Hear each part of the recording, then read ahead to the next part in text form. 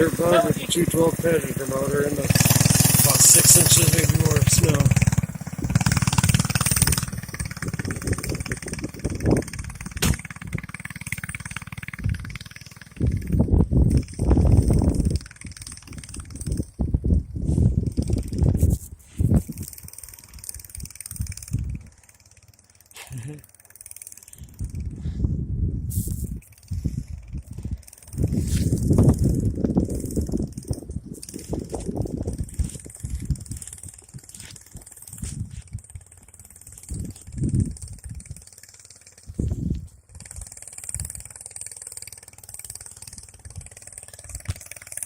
It's hard to get going without crashing.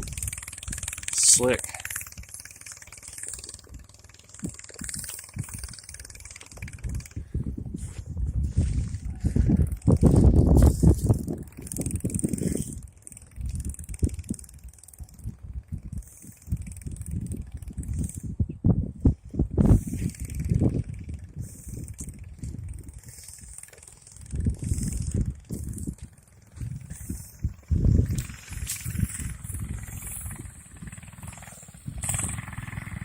Here it comes plowing through.